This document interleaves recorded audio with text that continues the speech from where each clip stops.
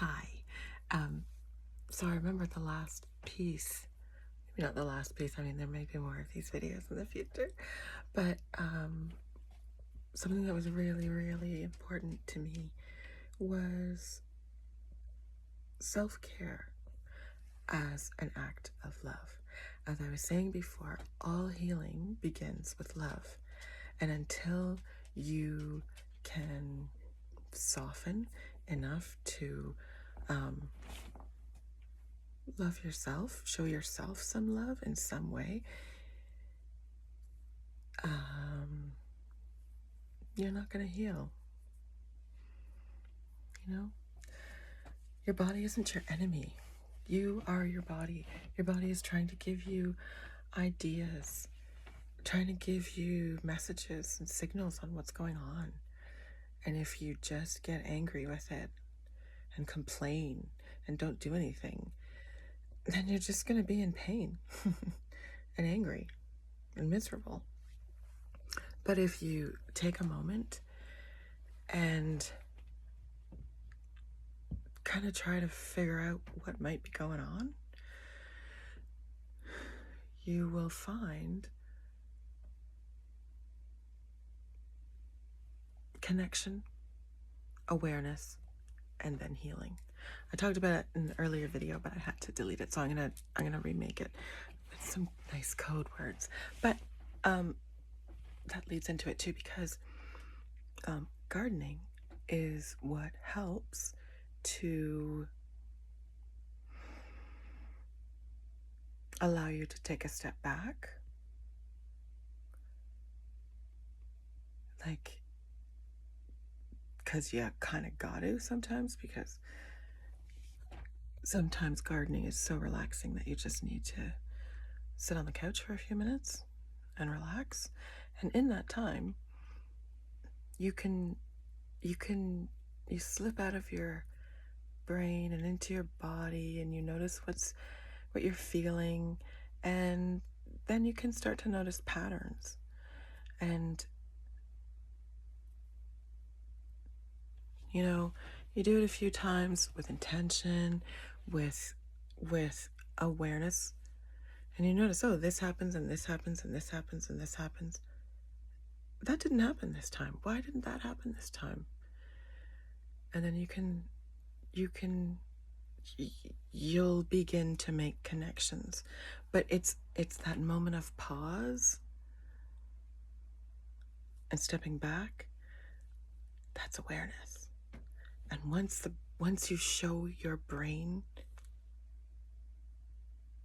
that missing step, it fills it in. It fills in that step, and that's healing. Yeah? Okay, so how does that go to self-care? Oh, because it feels weird to, in this day and age, I don't know if that means anything, but it feels strange to say you have to show yourself, you have to love yourself. Most people don't know what that means. It can mean anything. It can mean anything. Starts with awareness. What do you enjoy? What lights you up? Not the drudgery of, not what you do, not what is your job. That's drudgery for many people. For the lucky few, it's not. But what do you like to do? And not sit on the couch and binge watch your favorite show because you have no energy, because you've spent all of your energy working at a job that you hate. You know what? I get that. That's not what I'm asking. I'm asking what lights you up. Maybe it does light you up to binge watch something, but there's something behind that. It's the relaxation. It's the ability to shut your brain off, and just to give your brain a laugh. There's nothing wrong with that. That can be self-care, because sometimes you just need a laugh. God, the world's kind of a dumpster fire right now. A laugh is, if you can find one, yeah, take it. I should stop shaking. and nodding my head so much. I'm sorry. That would make me puke a couple of years ago, so I should know better. Okay. So self-care can look like many things. For me, it was taking care of my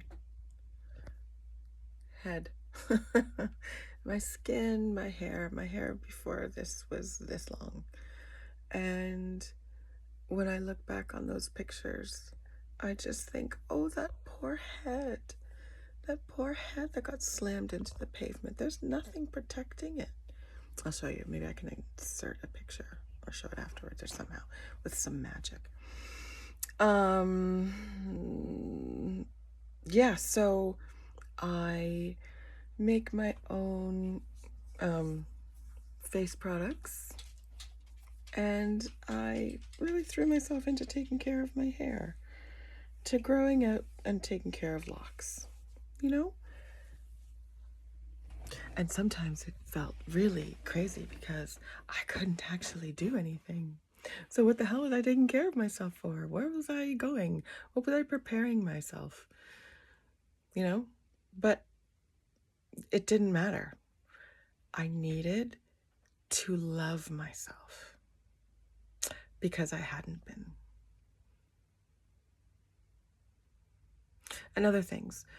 Love yourself by doing what lights you up.